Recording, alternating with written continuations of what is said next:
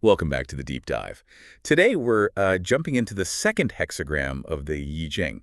That's Kun. Receptive, or often just called Earth. Exactly. It's the Earth trigram twice, so we're really getting foundational here. Definitely.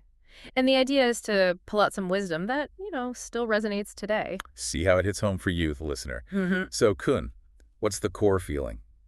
Well, it's fundamentally about receptivity. Think yielding, nurturing, like the Earth itself. Very nourishing. It starts auspiciously, right? Yuan, Peng, great potential. It does, but then there's this immediate qualifier.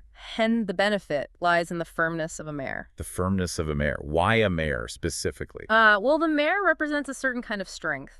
It's gentle, yes, but also really steadfast, persistent. So not aggressive power. No, not at all. It's more like grounded, reliable, enduring strength, showing up consistently. Okay, and there's directional advice too. Something about southwest and northeast. Yeah. Basically, it suggests you'll gain friends or allies by moving southwest, but potentially lose them going northeast. So finding the right environment, or the right kind of people. Exactly that. Southwest implies aligning with others who share that receptive, supportive nature. You find your people there. And northeast. Northeast might represent, perhaps, forces that are too assertive, maybe clashing with Kun's yielding quality.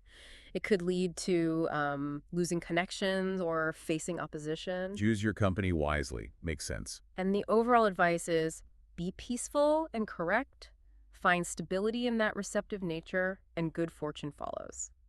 Okay, let's dig into the lines. The first one. First gene. Treading on frost, solid ice arrives. Classic cause and effect. It's like seeing the first signs of something. Like pay attention to the small things. Precisely. That frost is a warning. Ignore the little signs, the small negative trends, and eventually you're dealing with, solid ice, a big problem. Spotting patterns early. Got it. What about ujige? Straight, square, great. Benefit without practice. Well, OG more like, things go well naturally, without extra effort or contrivance. Because of the straight, square, great. Exactly. Those are the inherent qualities of earth integrity, straight, orderliness, square, and vastness, great.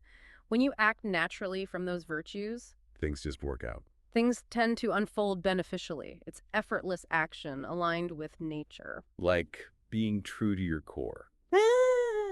Okay, got ya. Tough old, holding inner beauty, perseverance is okay. Maybe serve the king, no achievement, but an end. Right. Means possessing inner worth or talent, like hidden brilliance. Suggests it's okay to persevere with this inner quality. Even if you're just, working for someone else. Yes. Even if your work doesn't lead to immediate fame or achievement, maintaining that inner integrity leads to a worthy completion or fulfillment in the end. So keep your integrity, even if no one notices right away. It pays off eventually. That's the idea. Inner worth finds its way. Next, taille. Tie up the sack, no blame, no praise. Sounds cautious. It is. Daye is literally tying up a sack. It means keeping things contained. Your talents, your plans, maybe your opinions. Why? To avoid attracting undue attention, either negative, no blame, or positive, no praise, before the time is right. It's about discretion, strategic quietness. Laying low. Okay, then yellow lower garment, great good fortune. This sounds much better. It really does. Yellow is the color of the earth, the center, and a lower garment suggests humility, being grounded. So humility and being centered. Leads to primary good fortune. It's the fortune that comes from unassuming, authentic virtue. Being grounded, centered, and humble attracts the best outcomes. Nice. But then the last line, Drak.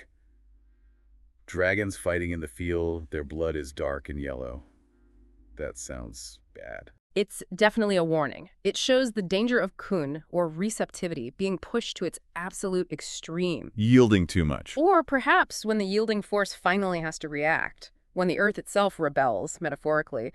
The dragons fighting suggests a struggle between opposing forces, perhaps yin pushed too far, turning into a destructive conflict. And the blood, dark and yellow. Xuanhuang, black and yellow mixed. It symbolizes chaos, heaven and earth mingling in confusion, a messy, unclear, damaging outcome. The warning is, even receptivity has limits. Don't let yourself be pushed into destructive conflict. Okay, a crucial balance. And the final bit. Use of sixes. Favorable to persevere forever. Right, when all the lines are changing, which is specific to Kun and Qian, it emphasizes the core principle. For Kun, it means persistent, long-term adherence to that steadfast, receptive nature is beneficial. Keep being grounded, keep being receptive, but firm. So wrapping this up, Kun is really about the profound strength in yielding, in being receptive and grounded. But it's not weakness, it's patient power. It's about finding supportive energy, noticing small beginnings, acting with integrity. Knowing when to be quiet, finding strength in humility. And knowing the limits, knowing when not to yield anymore. So for you listening, maybe think about this.